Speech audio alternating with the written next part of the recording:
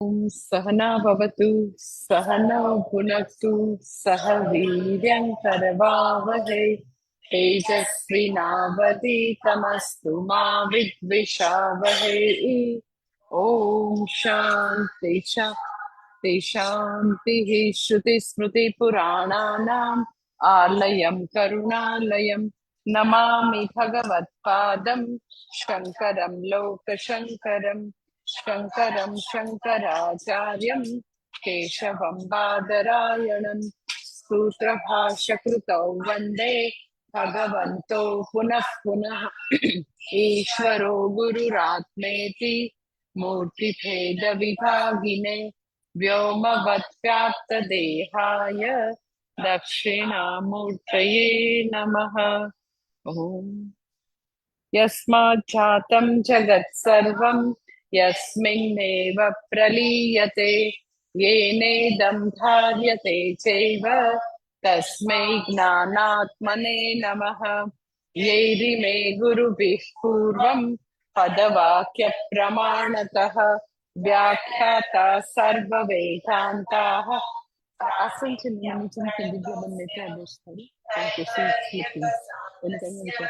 मयाचार्यप्रसादतः विस्पष्टार्थरुचीनां हि व्याख्ये खुर्सी पर બેસાડો ને ખુરશી આસન બધા નીચે મૂકી દો. હા. ઓમ શન્નો મિત્ર શં વરુણઃ शन्नो भवत्पर्यमा शन्न इन्द्रो बृहस्पतिः शन्नो विष्णुरुक्रमः नमो ब्रह्मणे नमस्ते वायो त्वमेव प्रत्यक्षं ब्रह्मासि त्वमेव प्रत्यक्षं ब्रह्म वदिष्यामि ऋतं वदिष्यामि सत्यं वदिष्यामि तन्मामवतु तद्वक्तारमवतु अवतु माम् अवतु वक्तारम्। ओम शांति शांति शांति। અનુવાકનું કર્યું ચેન્ટિંગ? અનુવાકનું કર્યું? ઓકે, તો પાંચમો અનુવાક હું ચેન્ટિંગ કરું છું, તમે રિપીટ કરજો. વિજ્ઞાનમ યજ્ઞમ તનુતે कर्माणि तनुतेऽपि च विज्ञानं देवा सर्वे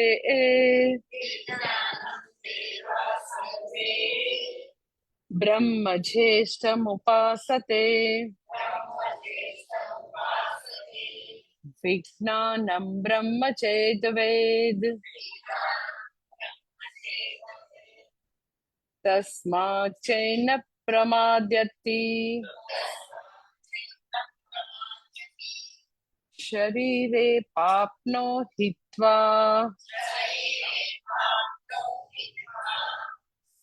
सर्वान् कामान् समश्नुत इति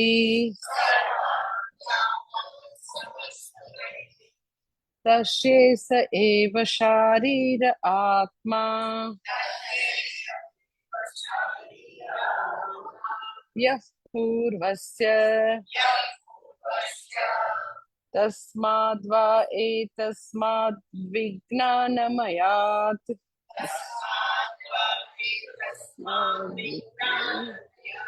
अन्योन्तर आत्मा आनन्दमयः तेनेष पूर्णः स वा एष पुरुषविद एव तस्य पुरुषविदताम् अन्वयं पुरुषविदः तस्य प्रियमेव शिरः मोदो दक्षिणः पक्षः प्रमोद उत्तरः पक्षः आनंद आत्मा ब्रह्मपुच्छं प्रतिष्ठा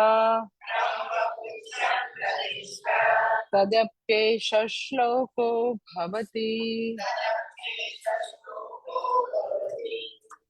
હવે ભાષ્ય જોઈએ.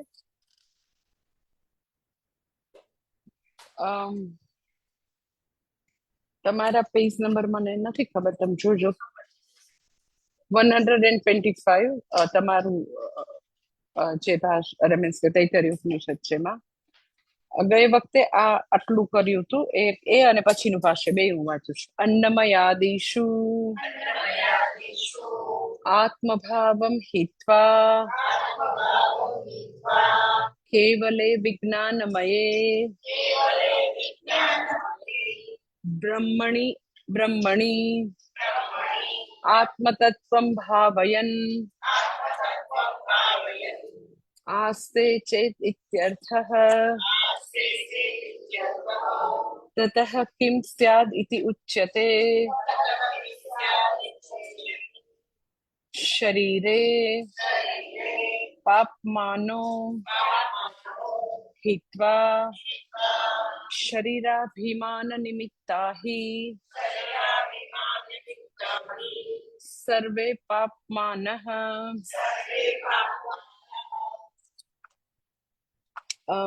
ગઈ વખતે આપણે એવું જોયું હતું કે વિજ્ઞાનમય સાથે જ્યારે આઈડેન્ટિફિકેશન હોય, વિજ્ઞાનમય સાથે તાદાત્મ્ય હોય, અર્થાત પોતાના શરીર સાથેનું તાદાત્મ્ય ત્યાગે અને વિજ્ઞાનમય સાથે તાદાત્મ્ય હોય તો શું થાય?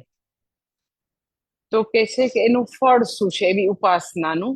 તો એ ફળ હવે કે છે તતઃ કિમ સ્યાદિતિ ઉચ્યતે.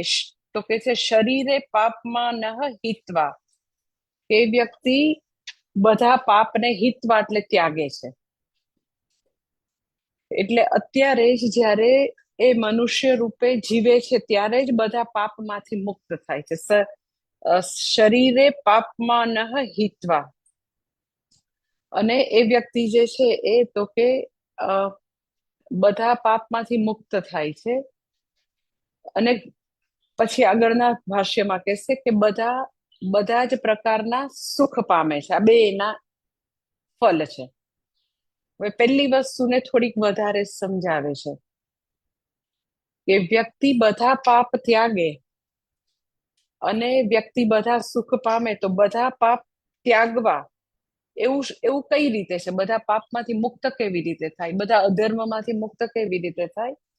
તો એનું એક સરસ મજાનું લોજિક આપે છે અહીંયા આગળ આદિ શંકરાચાર્યજી, કે કોઈ બી વ્યક્તિ અધર્મ ત્યારે જ કરે કે જ્યારે પોતાને ઇન્સિક્યોર માને, પોતાને અધૂરી માને, પોતાને અસંતુષ્ટ માને, ત્યારે જ બધા પાપ છે.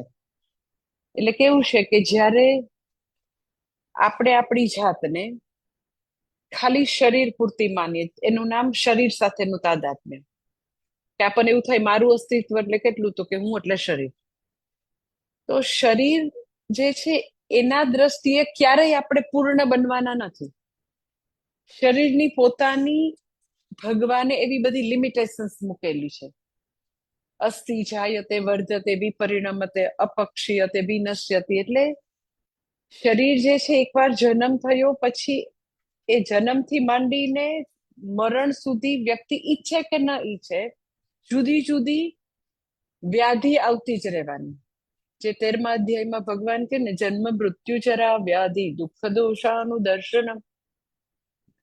એટલે શરીરના લેવલે વ્યક્તિ ચાહે ગમે તેટલો પ્રયત્ન કરે, મનના લેવલે પ્રયત્ન કરે, બુદ્ધિના લેવલે પ્રયત્ન કરે, પ્રાણના લેવલે પ્રયત્ન કરે, એટલે જે હું નથી એવા અનાત્માના લેવલે તમે એને પૂર્ણ બનાવવાની ગમે એટલી કોશિશ કરો, બધી લિમિટેશન્સ માંથી એને મુક્ત કરવાનો સાયન્સ બી પ્રયત્ન કરે. કે પેલા એવું હતું કે ખાલી સિમ્પલ મેલેરિયા થાય તોય માણસો મરી જતા હતા, જ્યારે ક્વિનાઇનની શોધ નથી થઈ ત્યારે, ને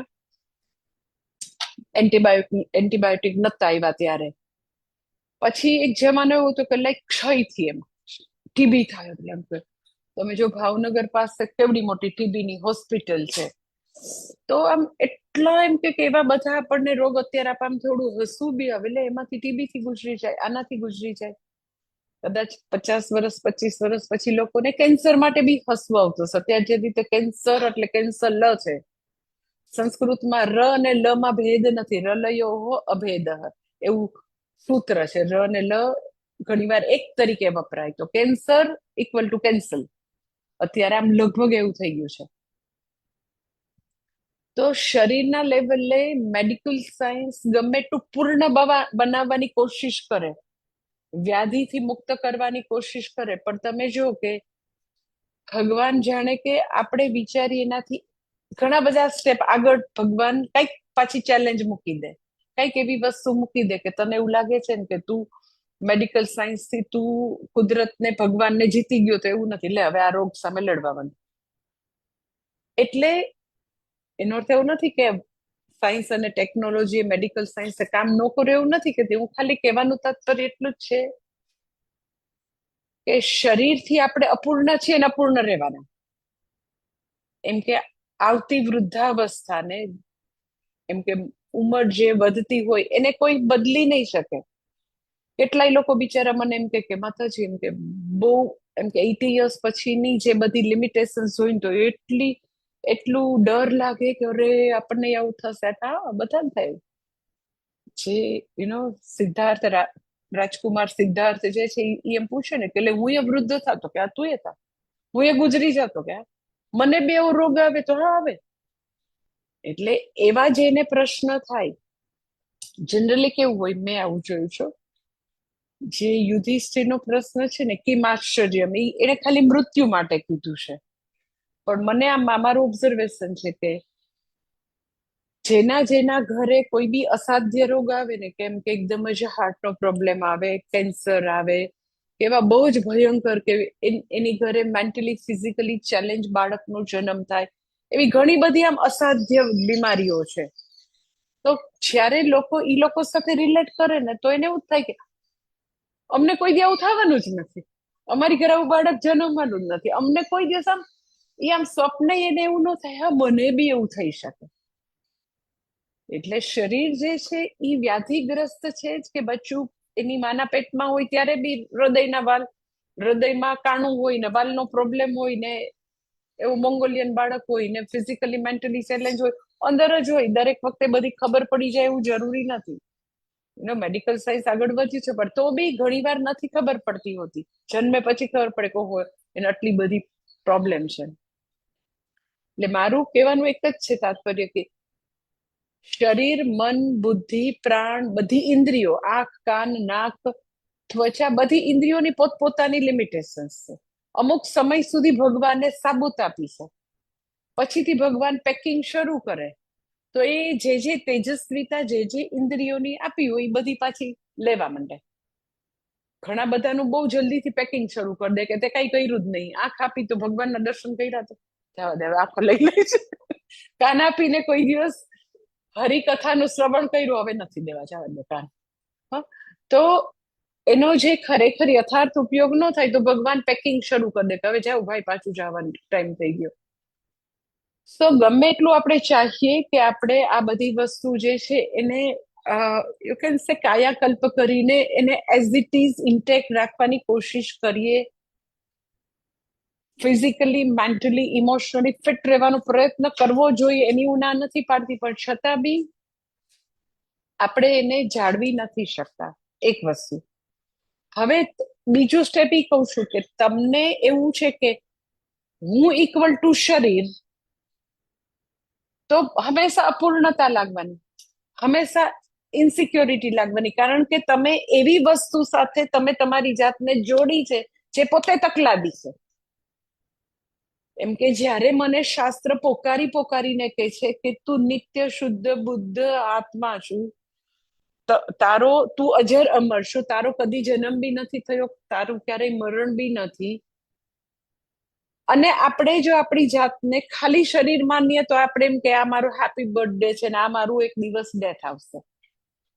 એટલે એવી વસ્તુ સાથેનું મારું આઈડેન્ટિફિકેશન હશે, તાદાત્મ્ય હશે, તો વ્યક્તિ ઇન્સિક્યોર રહેવાની, ફિયરફુલ રહેવાની, કારણ કે એને સતત રોગનો, પછી મૃત્યુનો, પછી અનેક જાતના ભય સતાવાના, કારણ કે એ બધી વસ્તુ ઇનએવિટેબલ છે, એમ કે શરીરના લેવલે અપૂર્ણતા રહેવાની જ છે.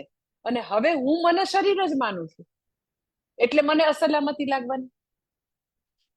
શેની અસલામતી? તો કે બરાબર છે, એમ કે પૈસા તો છે, પેન્શન તો આવે છે, પણ આવા રોગમાં કાર્ડ થી કઈ નથી થવાનું. આટલી બધી જે પેલી હવે હોસ્પિટલના બિલ આવે છે, તો પછી મારી પાસે તો એટલું સેવિંગ છે નહીં, પેન્શનમાંથી એટલું જ છે.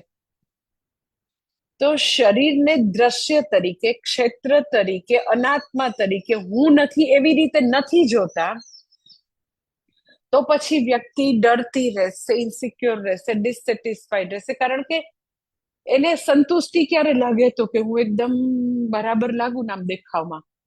અને પાછા આવા નટીઓ હોય ને પિક્ચરના, એમ કે હું બરાબર દેખાવમાં હોઉં તો મને બહુ કોન્ફિડન્સ લાગે. હવે કોન્ફિડન્સ ને શરીરને ન લેવા ન દેવા, દૂર દૂર સુધી કોઈ સંબંધ નથી. પણ જે બધું આ બહારની દુનિયાનું જે આક્રમણ છે, એ વ્યક્તિનું દેહાભિમાન ડે બાય ડે વધારે સજ્જડ કરે. એક તો જન્મ જન્માંતરથી શરીર, મન, બુદ્ધિ, ઇન્દ્રિય સાથેનું આઈડેન્ટિફિકેશન, તાદાત્મ્ય લઈને આવ્યા છીએ, અને આસપાસનું એન્વાયરમેન્ટ જે છે સતત એ વસ્તુની જાણે કે આમ પુષ્ટિ કરે. એટલે મેં ગઈ વખતે તમને કીધું હતું ને કે બધા લોકો દેહાભિમાન ધરાવે છે, એટલે આખું જગત સેન છે એવું લાગે, બધા ડર્યા. હવે એમાં કોઈ કેમ કે ભાઈ આ દેહ જે છે હું નથી, એ તો દ્રશ્ય છે. જેવી રીતે ટેબલ દ્રશ્ય છે, જેવી રીતે આ બોટલ દ્રશ્ય છે, એવી જ રીતે શરીર દ્રશ્ય છે. શરીર જે છે એ અનાત્માની કેટેગરીમાં આવે તો બધાને એમ થાય કે આ તો કઈક પાગલ થઈ ગઈ છે વ્યક્તિ. જે બધા પાગલ હોય એમાં એક ડાયો થઈ જાય ને કેટલી તકલીફ થાય. એટલે બધાને દેહાધ્યાસ છે, એવું આખું જગત છે. અને બધાને દેહાધ્યાસ હોવાનો કારણ કે મારું જન્મ સમયનું કેપિટલ જ છે. જો દેહાધ્યાસ ન હોય તો મારો જન્મ જ ન થાય. જે લોકો દેહ સાથેના તાદાત્મ્યથી મુક્ત છે એનો તો જન્મ જ ન થાય. એટલે અહીંયા એક બેઝિક સિદ્ધાંતની વાત કરે છે કે વ્યક્તિ જે છે એ જ્યારે એનો અધર્મ કે પાપ કર્મ આચરે છે, એનું એકમાત્ર રીઝન છે ધેટ ઇઝ તો કે શરીર સાથેનું તાદાત્મ્ય. જેટલે અંશે દેહાભિમાન હશે, જેટલું તાદાત્મ્ય છે, એટલે અંશે તો કે વ્યક્તિ જે છે એને એટલી અસંતુષ્ટિ હશે. દેહાભિમાન જેટલું છે એટલું તો કે વ્યક્તિ જે છે એ શું કરશે? તો કે એટલે તમે જોજો કે લગભગ લોકોની તમે એક આમ ઇન જનરલ ટેન્ડન્સી જોવો ને તો સતત દુનિયા સાથે સંઘર્ષ છે. એટલે આમ એમ કે જીવન એક સંઘર્ષ છે. હું ટોલ્યું સંઘર્ષ છે. પોતાને ઇન્સિક્યોર ને ડિસસેટિસ્ફાઈડ જોવે છે. શું કામ જોવે છે? તો કે આઈ ઇક્વલ ટુ બોડી એવું માને છે. Body equal to I equal to body. હવે મેં તમને કીધું શરીર, મન, બુદ્ધિ, ઇન્દ્રિય, પ્રાણ તમે ગમે તેટલું કરો એ કોઈ દિવસ પૂર્ણ નહીં થાય. એવા આધા અધૂરા જ બનાવ્યા છે. એ એક સાધન રૂપે છે. દરેક સાધનની એની લિમિટેશન્સ હોય. તમે 1 કરોડની 2 કરોડની મર્સિડીઝ છોડાવીને લઈ આવો ને શોરૂમમાંથી, અને પછી ગેરેજમાં લઈ જાઓ તો ગેરેજ વાળો કહેશે આ તો કરાવવાની જરૂર છે. સાધન છે, કાર બી સાધન છે, તો એની પોતાની એને ઓલા ગેરેજ વાળા લાગતું હોય કે 2 કરોડમાં ઓલા કંપની વાળા બરાબર નથી કર્યું, તમારે આશે જ કરવાની જરૂર છે. તો દરેક સાધન, આ બી સાધન છે. મન પણ અંતઃકરણ અંદરનું સાધન છે, તો એની પોતાની મર્યાદા છે. મર્યાદિત વસ્તુ સાથે જો આપણે આપણી જાતને જોડી દઈએ તો આપણને મર્યાદા લાગવાની. મર્યાદા લાગે એટલે શું થાય? તો કે સતત દુનિયા સાથે સંઘર્ષ કરે. એને એવું લાગે કે આ દુનિયાના લોકો જોને કેવા છે. એટલે તમે જોજો બધા લોકો સતત ક્યાંક ને ક્યાંક એવી રીતે ક્રિટિસાઇઝ કર્યા કરશે. અંદરથી ડિસસેટિસ્ફાઈડ છે એટલે સૌથી પહેલા પોતાની એકદમ જ નજીકનું જે સર્કલ હોય ને, સ્પાઉસ, પતિ પત્ની, આવા છે ને, એ આમ નથી કરતા ને, એને કઈ ખબર નથી પડતી ને, એ બધી વસ્તુ ઉડાડે ને, એ સરખી તો ઓર્ગેનાઇઝ નથી.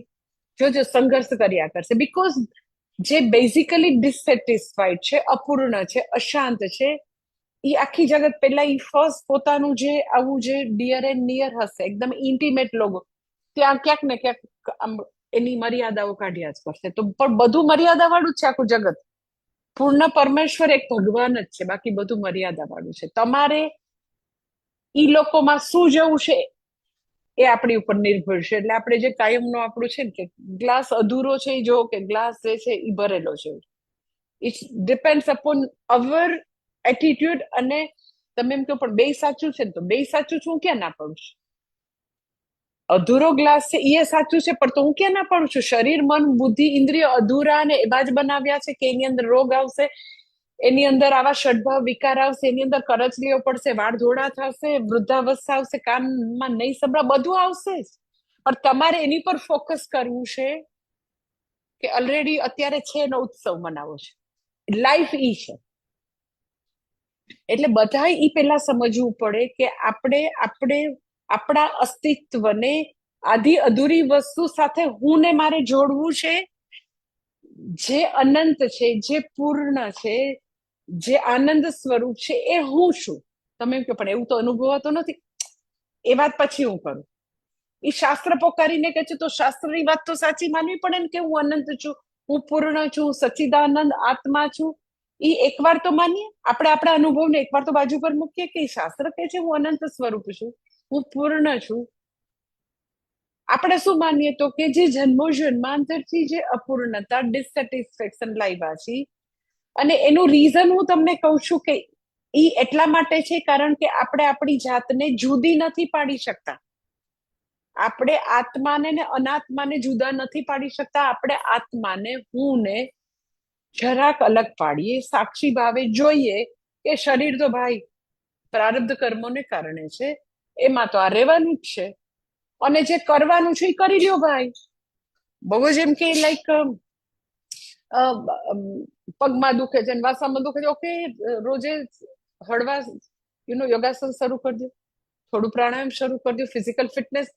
પણ એવું કરવાથી કઈ આપણે તો બી નિત્ય નહીં બની જઈએ. આપણે આપણો ધર્મ ને મોક્ષનો પુરુષાર્થ સિદ્ધ કરવા માટે જે ભગવાને વાહન આપ્યું છે એને આપણે હરખું ચાલતું રાખી શકશું. પણ એની લિમિટેશન્સ ક્યારેય નથી જવાની. એ લિમિટેશન્સ છે, રહેશે.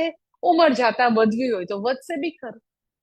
એટલે જો તમે એની સાથે સાક્ષી ભાવ કેળવો તો આઈ ટેલ યુ કે તમને જીવનની યાત્રા એટલી બધી સરસ બની જાય, એટલી સરસ બની જાય કે તમારી ઉપર ગમે તે ઓપરેશન કરે ને તોય તમે એનેસ્થેસિયા વગર જોઈ શકો okay this is what it is. હા, પણ જો હું મારી જાતને એની હારે મેચ કરી દઉં, તાદાત્મ્ય કેળવું, એની સ્થિતિ ઇક્વલ ટુ મારી સ્થિતિ, એટલે વાર્તા પૂરી થઈ ગઈ. એટલે પછી દુનિયા સાથે સંઘર્ષ, પોતાના ઘરના સાથે સંઘર્ષ. પછી એ જ વ્યક્તિ આમ કરે છે ને આમ કરે છે, એ જ વ્યક્તિ પછી કાર લઈને ગઈ, આ જોને કોઈ ટ્રાફિકના નિયમો પાડતું નથી. સો ઓલ ધ ટાઈમ એને બધા સાથે સંઘર્ષ. તમે તમારો જ એક્સપિરિયન્સ તમે આમ જુઓ ને, કોઈ બી કારણસર if you are happy with your self, તો તમારી જે બહારની લિમિટેશન્સ છે ને એને એકોમોડેટ કરવાની શક્તિ વધી જશે. એટલે આ લોકો જે હોય ને આમ બધા કવિઓ હોય ને, ઇનવેરિયેબલી બધા પ્રેમની કવિતા લખે ને એમાં એમ કે જયારે એમ કે એને આમ એકદમ જ કોઈ વ્યક્તિ ગમવા માંડે ને આખી દુનિયાને રંગીન દેખાય.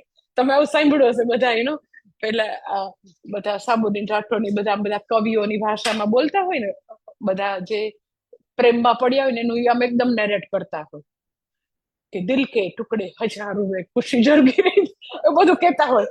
તો એને આખી દુનિયા રંગીન જ દેખાય because he or she is very much satisfied with himself or herself.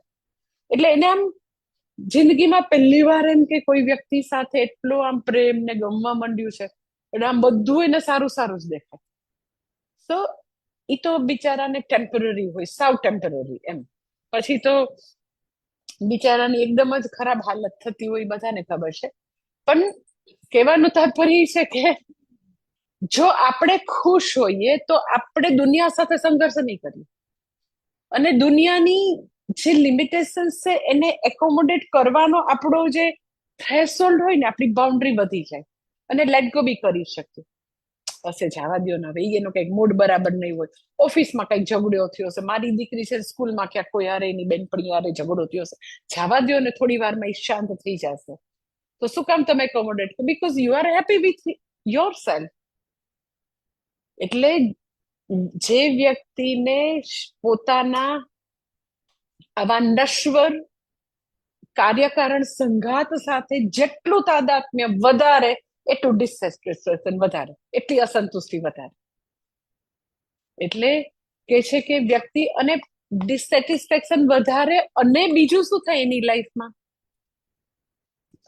કે બધાની લાઈફમાં એવું થાય કે એવા બહુ બધા પરિબળો, એવી બધી બહુ ઘટનાઓ બન્યા કરે, એમ કે હિડન વેરિયેબલ્સ, અજ્ઞાત પરિબળો, એવી બધી મુશ્કેલી આવ્યા કરે બધાની લાઈફમાં. કે અત્યારે કેવું સમષ્ટિના લેવલે કોઈ વિચાર્યું નહોતું કે આવું આ ટ્રમ્પડો ગાંડો થાય અને યુદ્ધ બંધ જ ન થાય. બધા પ્રેડિક્ટ એવું કરતા હતા કે ઈરાન તો આમ 3 દીમાં શરણે આવી જશે. તો હવે ઈરાન બી આટલું એની સામે આમ મરણિયું થઈને ટક્કર ઝીલે એવું બી કોઈને ખબર નહોતી. તો ધીસ ઇઝ હિડન વેરિયેબલ, કે કોઈને સમષ્ટિના લેવલે આટલી બધી યુદ્ધની સ્થિતિ આવે, અને ધેટ ટુ એમ કે લાઈક દુબઈ જેવા, એ લોકો એવું કે સૌથી એમ કે સેફમાં સેફ અને સૌથી આમ કે આમ સ્વર્ગ જેવી કોઈ પેલી હોય પ્લેસ તો દુબઈ છે, એમાં કોઈ દિવસ કાંઈ નહીં થાય, તો એમાંય બધા બેહાડી દીધા. અને એ બધું જે છે ત્યાંના મીડિયા બધા બહુ જ કંટ્રોલ મીડિયા હોય, કારણ કે ત્યાં થોડી લોકશાહી છે આપણી જેમ બેફામ બોલી શકે એટલે ત્યાં એ બધું જેટલું એના રાજા અને શહેનશાહને જેટલું આમ દેવું હોય ને મીડિયામાં એટલું જ દે, બધું સારું સારું સારું એવું ખોટે ખોટા કર્યા કરે. પણ બધા એરપોર્ટ વેરપોર્ટ બંધ થઈ ગયા, બધા લોકો ફસાઈ ગયા, બધા કેટલા હેરાન થયા. આપણે હોય ને આપણા પત્રકારો જે વાણી સ્વતંત્રતાનો એવો દુરુપયોગ કરે કે આમ બધા જેટલા એરપોર્ટો બેઠા મોઢા ઉપર આમ માઇક અંદર ખોસીને કે તમને કેટલું દુઃખ છે, બોલો તમને કેટલું દુઃખ છે. અરે પણ કઈ બધા ફ્લાઇટ વાળાને શોખ થાય છે એ લોકોને હેરાન કરવાનું. પણ એનીવે વ્યક્તિ જે છે એ જેટલા અંશે પોતે આવી રીતે પોતાની જાતને આવી આધી અધૂરી વસ્તુઓ સાથે એક્ય અનુભવે, એટલા અંશે તો કે એ ડિસેટિસ્ફાઈડ, અને એટલા અંશે અધર્મ કરવા, પાપ કર્મ કરવા પ્રેરાશે. શું કામ? હું તમને આખું જો હવે આમ ઇક્વેશન સમજાવું કે આપણે નિત્ય સ્વરૂપ હું, આનંદ સ્વરૂપ હું, અજન્મ અમરણ સ્વરૂપ હું, જે નશ્વર વસ્તુઓ છે એની સાથે મેં હું પણ એ બધું હું છે એવું મેં માની લીધું. આ first step. This is called દેહ તાદાત્મ્ય. એનું આઉટકમ શું આવ્યું? તો કે એને કારણે વ્યક્તિ પોતે ડિસસેટિસ્ફાઈડ છે, એને કારણે વ્યક્તિ જે છે એ પોતે આવી રીતે અપૂર્ણ, અધૂરી એવું તો અનુભવશે, કારણ કે જેવો સંગ એવો રંગ લાગશે. સંગ કોનો કર્યો? તો કે અધૂરાના. તકલાદી આરે સંગ કર્યો, ને પોતે તકલાદી છે, પોતે ક્ષણિક છે. સર્વમ ક્ષણિકમ સર્વમ નશ્વરમ એવું એને હવે લાગવા માંડ્યું. બરાબર.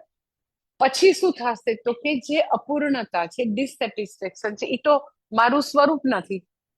એટલે મારી એમાંથી કોઈ બી રીતે છૂટવું છે. ઇટ્સ લાઈક કે પાણી છે એનું સ્વરૂપ ઉષ્ણતા ક્યારેય નથી, શીતળતા એનું સ્વરૂપ છે પાણીનું. તો તમે પાણીને વિન્ટરમાં કોઈની ઘરે ધારો કે ગીઝર બગડ્યું હોય, નાના પેલા ઉપર ગેસ ઉપર કેમ પાણી ગરમ કરે ને, એકદમ વિન્ટર હોય તો પછી ઇન્વેરિયેબલી છોકરાઓ જલ્દી નાવા ના આવે, એટલે એની માર ચીસકા પાડે, પછી પાણી ઠંડુ થઈ જશે જલ્દી નાઈ લે. શું કામ? તો કે પાણીને ગરમ કર્યું તો ગરમ એનું સ્વરૂપ નથી.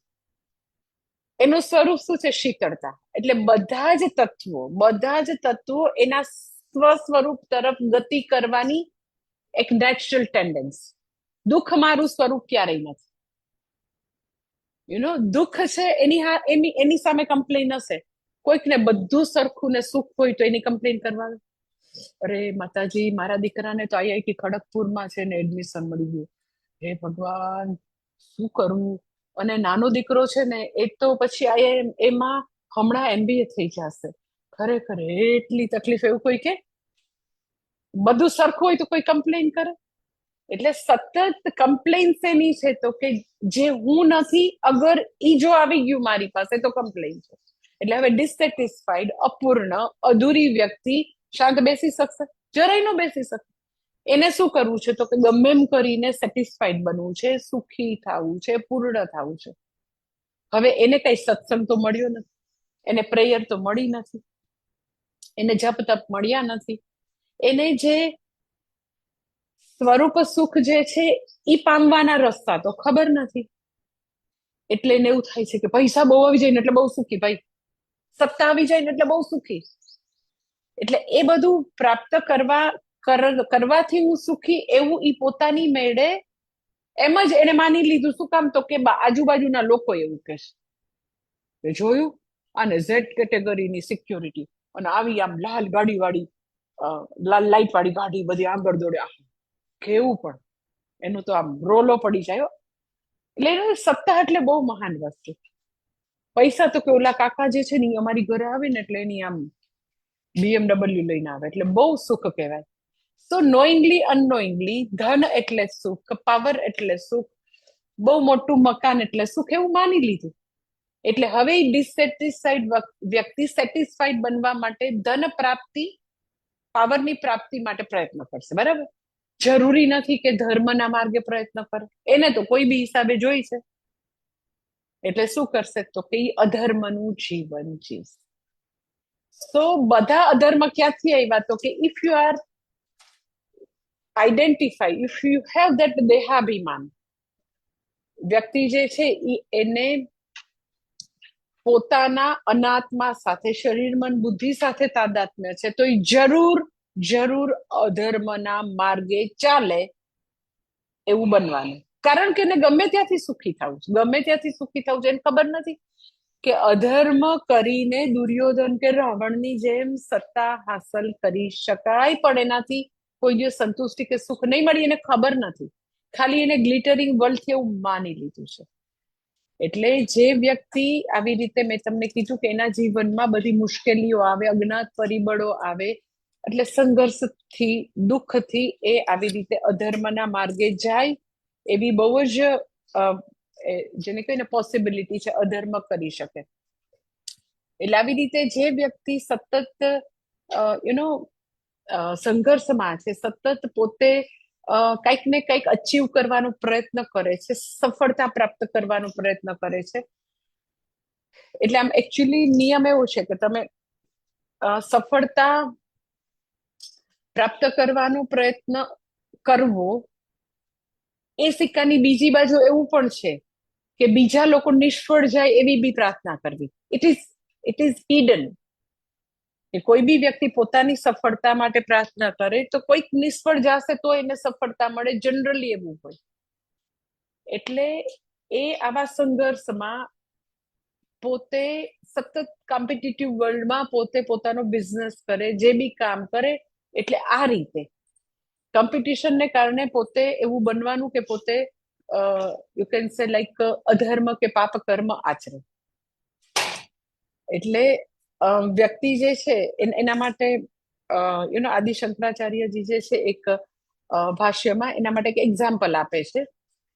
એક્ઝામ્પલ શેનું આપે છે કે અગર જો દેહાભિમાન, દેહ સાથેનું તાદાત્મ્ય દૂર થાય તો પાપ કર્મ દૂર થશે. જેટલે અંશે વ્યક્તિ હું શરીર મન બુદ્ધિ છું એ દેહ તાદાત્મ્યથી જેટલે અંશે મુક્ત થાય, એટલા અંશે એ વ્યક્તિ ના જીવનમાં સુખ અને સલામતી આવશે. અને એના માટે એક એક્ઝામ્પલ આપે છે. હવે પછીનું ભાષ્ય.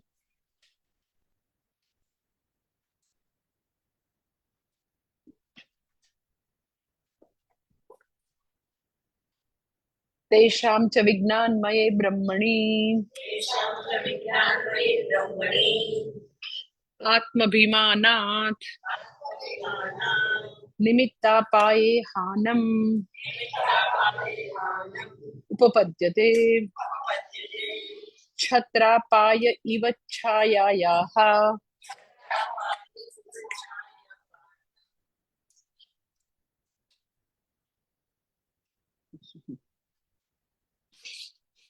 કે છે કે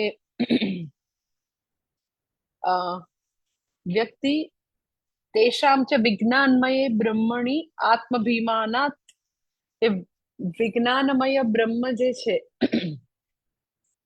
એની સાથે તાદાત્મ્ય હોવું. ઇન અધર વર્ડ, પોતાના શરીર સાથેનું તાદાત્મ્ય જો ત્યાગે તો એને જીવનમાં સંતોષ મળે.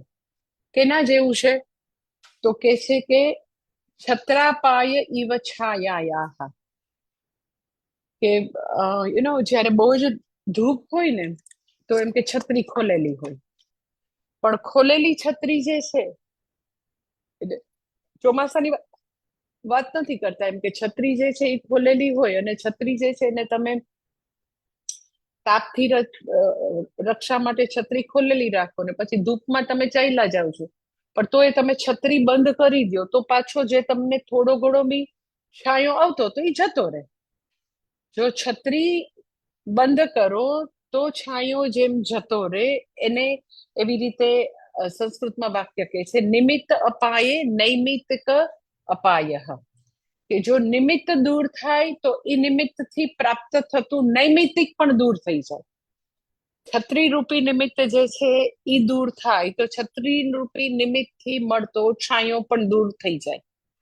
એમ દેહાભિમાન જે છે એ પાપ કર્મનું કારણ છે. દેહાભિમાન જતું રહે તો પાપ કર્મ પણ જતા રહે. જેમ છત્રી ખોલેલી બંધ કરો તો તડકો જે છે પાછો આવવા માંડે, છાંયો જતો રહે. એમ દેહાભિમાન જો જતું રહે તો દેહાભિમાન નિમિત્તથી જ પાપ કર્મ છે. એટલે મેં તમને આખું ઇક્વેશન સમજાવ્યું કે દેહાભિમાન છે તો પાપ કર્મ છે. એટલે વ્યક્તિ જે છે એને સર્વ અધર્મમાંથી પાપ કર્મમાંથી અગર મુક્ત થવું છે તો એને દેહાભિમાન ત્યાગવું પડે. અને એ ત્યાગે તો હજી એનું બીજું ફળ પણ આપે છે. પહેલું ફળ એવું કે છે કે પાપમાંથી મુક્ત થાય, બીજું ફળ એવું કે છે કે સુખ પ્રાપ્તિ થાય. એ હવે પછીના પાછ તસ્માત શરીરાભિમાન નિમિત્તાન સર્વાન પાપ મનઃ શરીર પ્રભવાન શરીરે એવ હિત્વા વિજ્ઞાનમય બ્રહ્મ સ્વરૂપાપન્નઃ તત્સ્થાન સર્વાન કામાન વિજ્ઞાનમયે નૈવ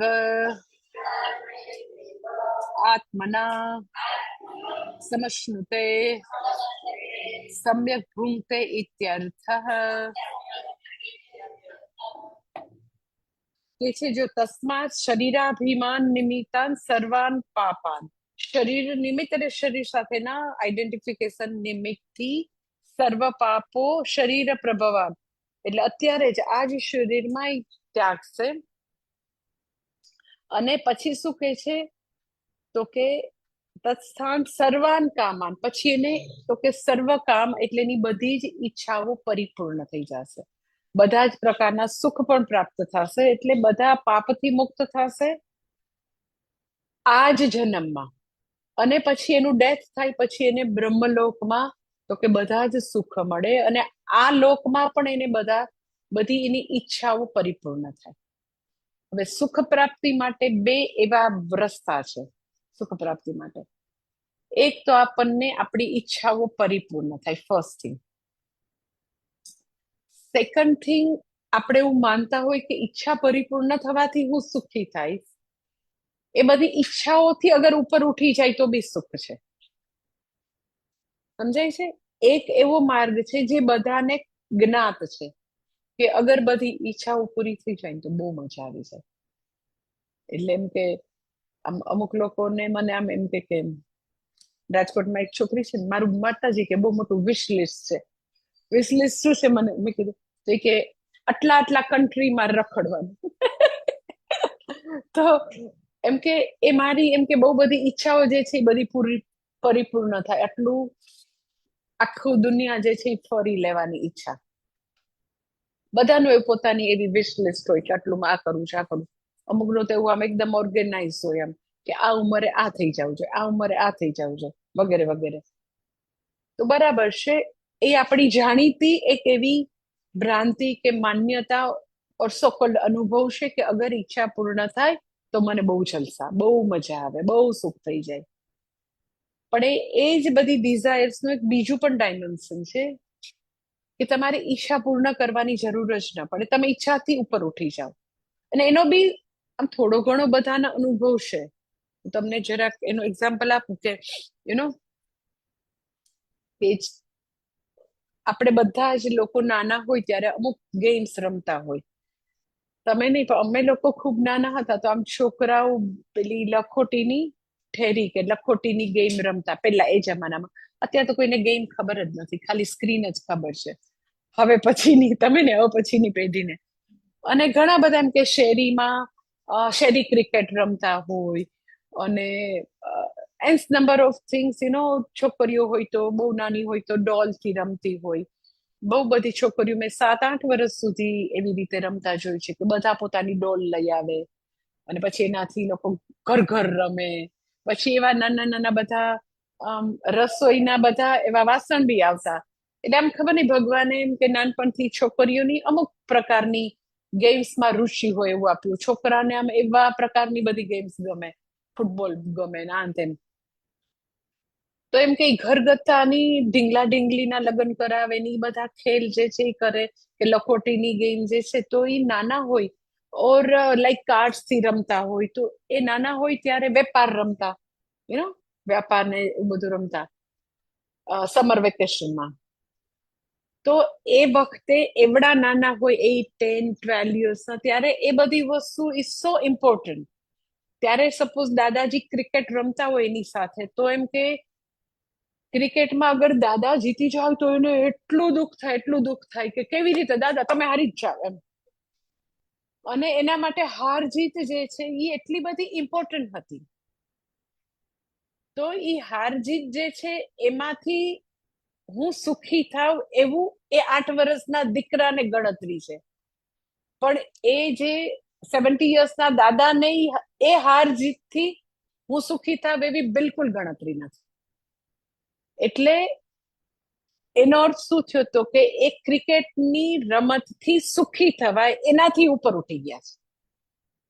ઓલાને હજી ક્રિકેટની રમતથી હું સુખી થાવ એવું એને લાગે છે 8 વર્ષના દીકરાને.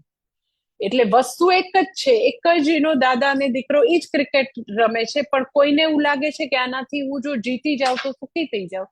બીજા તો કે હાર અને જીતમાં એકદમ સમત્વ. એને એમાં એનું બિલકુલ પ્રકારનું કોઈ પણ પ્રકારનું એ જો એમ કે બહુ જાજા રન બનાવી દે એટલે હું સુખી થાવ.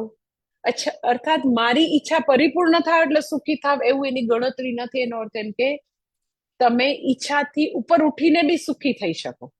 એ બધી જ જેટલી બાળપણની રમત હતી એમાંથી ઉપર ઉઠીને વ્યક્તિ સુખી થઈ શકે. એટલે આ વ્યક્તિને મરણ પછી બ્રહ્મલોકના સુખ મળે, પણ અત્યારે જીવતા જીવ દેહ સાથેનું તાદાત નથી, મુક્ત છે. માટે એ વ્યક્તિ તો કે બધા જ પ્રકારની ઈચ્છાઓ ખરી ગઈ છે, ઉપર ઉઠી ગયા છે.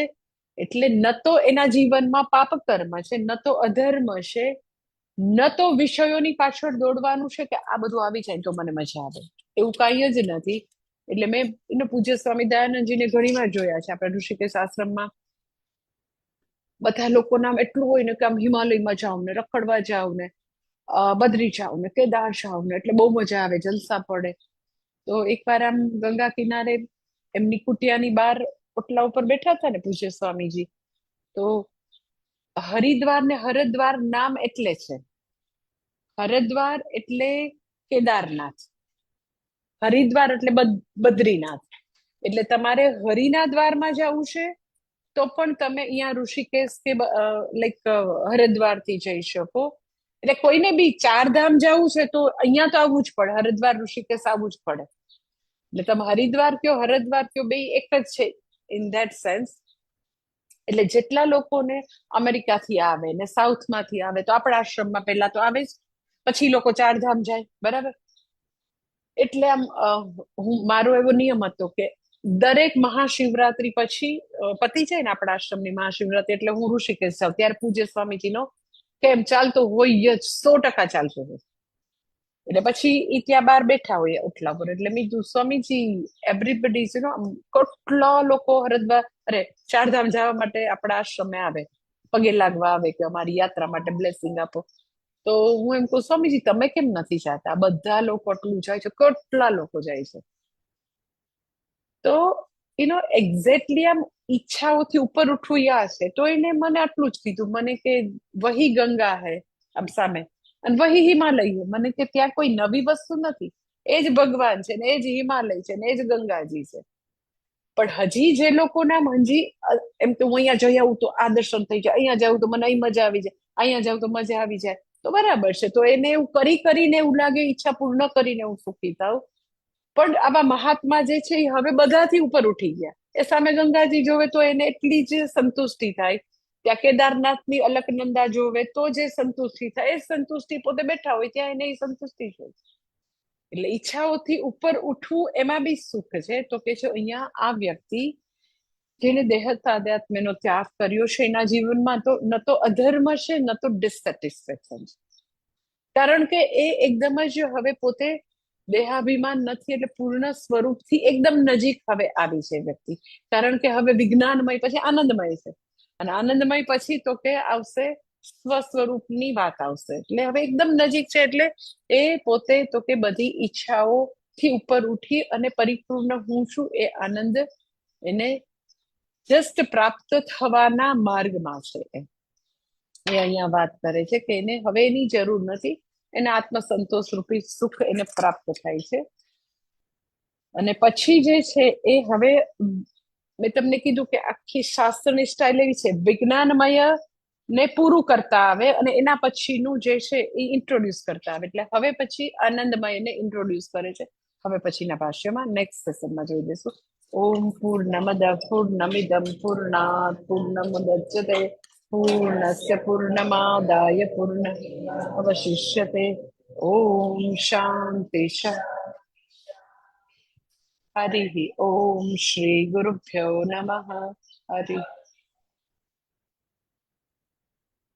બસ 5 મિનિટમાં હું બીજો ક્લાસ ચાલુ કરું છું. 11 વાગે 11:05 શરૂ કરી દઈએ. Okay, 5 minute.